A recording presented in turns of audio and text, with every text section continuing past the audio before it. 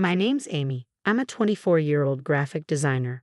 I'm currently single, focusing on my work and living alone in my grandparents' house in the neighboring town where I grew up.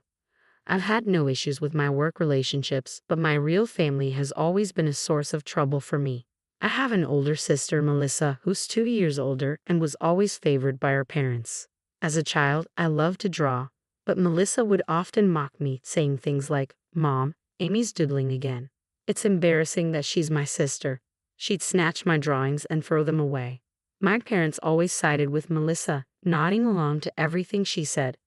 They told me I needed to work and bring in money after finishing school, but my maternal grandparents disagreed and took me in. Thanks to them, I attended high school in a nearby town. I wanted to repay them after graduating, but they encouraged me to pursue vocational school instead.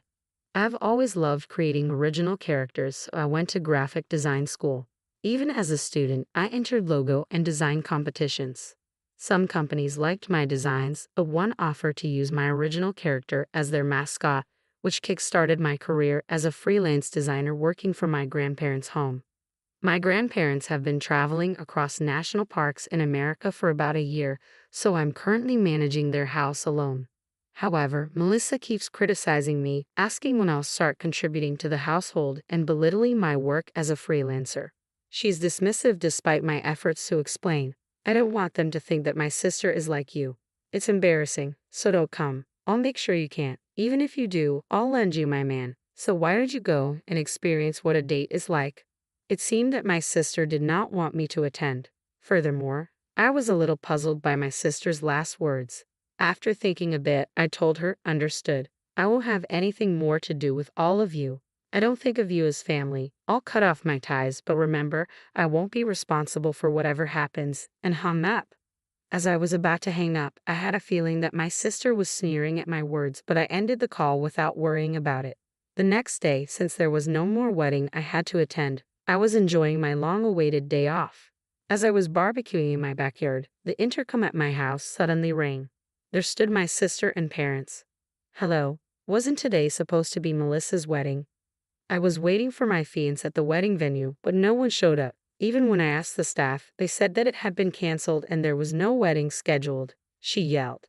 To my sister's outcry, I calmly responded, "What does that have to do with me? Besides, I told you that I don't care what happens. I cut ties with you all yesterday. Please leave me alone." Everything started when my sister called me yesterday and told me not to attend the wedding.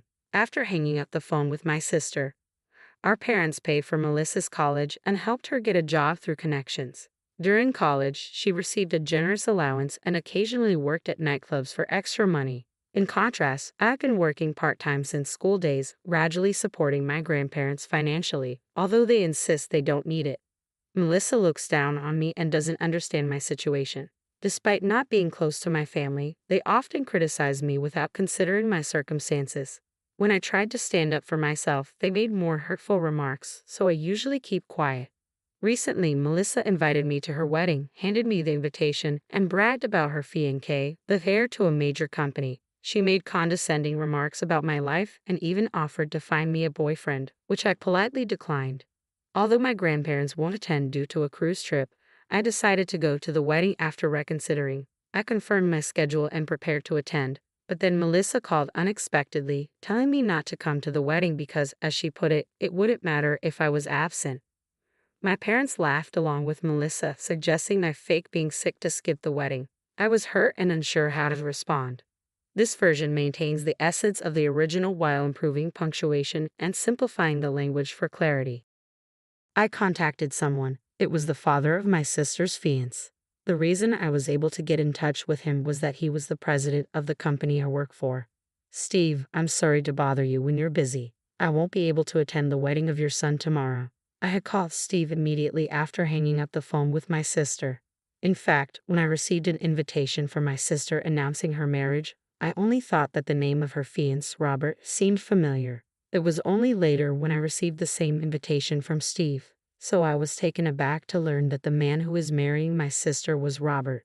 But when I told Steve that the bride was my sister, he joyfully said, "When Robert talks about Melissa, he always looks so happy." When I met Melissa, she was a wonderful lady. "She's definitely your sister, Amy." We look forward to working with you both personally and professionally.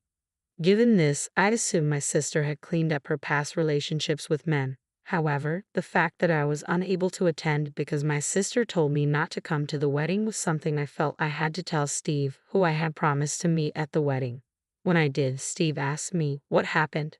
The ceremony is tomorrow, isn't it? Did you overwork yourself and get sick?" He seemed very worried about me. It was a bit hard for me to say, but I decided to relay exactly what my sister had told me. She told me a bottom-rung loser like he should not attend the wedding tomorrow. She called you a bottom-rung loser even though you're such a successful designer. Does your sister not know? He seemed outraged that I was being called a loser.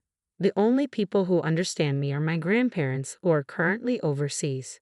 And about what my sister said, I told a story about my family that I had never told anyone before. Apparently, Steve immediately told Robert about the conversation, and Robert was very angry too.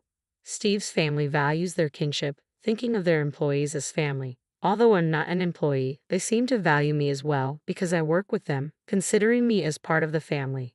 We don't consider people who can't cherish the family we value as our family. "We're sorry, but we can't accept your family into ours," he said to me. Robert, who was nearby, said, "I'm sorry, Amy, but I'm thinking about calling off the wedding with Melissa." To his words, I said, "Robert, I have cut ties with my family, so you can do whatever you want. Also, there's something else I need to tell you," and decided to share a certain fact. "What is it?" Robert, not knowing what he was about to be told, responded in a worried voice. Feeling apologetic, I told him what my sister had said to me after she told me to skip the wedding. My sister said she was going to lend her boyfriend to me. So I hesitate to say this, but I think my sister has had bad habits with men since the old days. I suspect that she might have another man aside from you, Robert. What? She told me she was single when we started dating, and she came on to me. He seemed a bit shocked. Steve then came on the speaker. "Amy, you said you're free tomorrow, right?"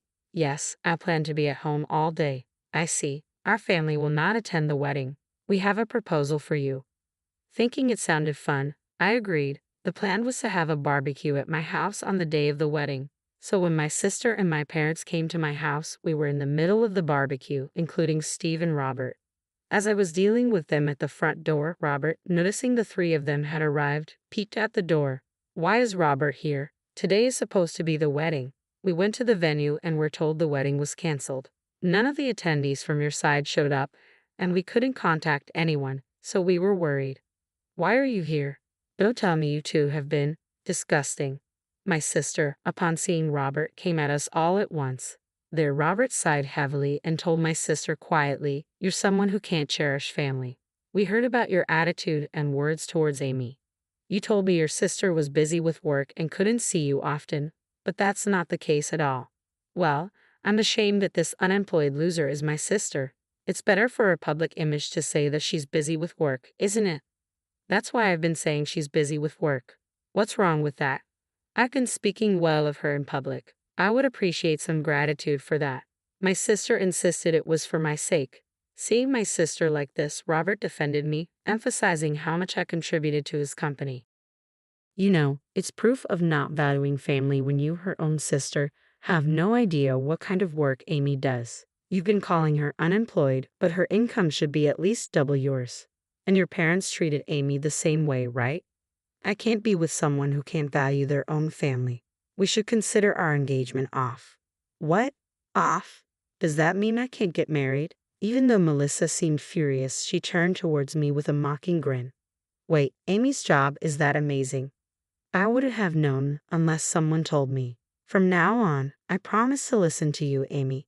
Let's get along better." After Robert pointed it out, Melissa's attitude towards me changed dramatically. Whether it was due to an interest in my salary or not, my family was trying to suck up to me, but I rejected them clearly. No way. After all the humiliation and looking down upon me, it's too convenient to now say, "Let's get along." Stop joking. No matter how much you try to flatter me, I won't help you financially. I told you yesterday I've cut ties with you as a family. Don't get involved with me anymore. If you continue to stay here, I'll call the police. If you don't want that, leave right now. The moment I mentioned police, the three of them changed color and quickly dispersed. After that, Robert and I returned to the backyard and continued enjoying our barbecue. A month later, I received a call from an unknown number. Assuming it was work-related, I decided to answer. Hey, I got a bill from Robert. What did you say? You knew about my affair? Before I could say hello, Melissa's shrill voice echoed in my ear. What are you talking about all of a sudden? I've repeatedly told you not to involve me, but you still do. I don't care about your affair anymore, so please never contact me again. With that, I hung up.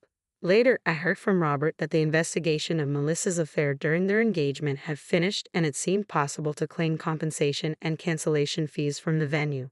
As Melissa had quit her job with the plan of getting married, I heard she was juggling several part-time jobs to somehow pay the compensation. She seemed to have run crying to her parents, but their income had never been great, so I don't think that they could be of much help. As someone who was spoiled until now, I hope Melissa takes responsibility for what she's done. Currently, I'm still working with Steve's company. We've been discussing the opportunity for me to create various products as an exclusive designer. I look forward to continuing to work happily with these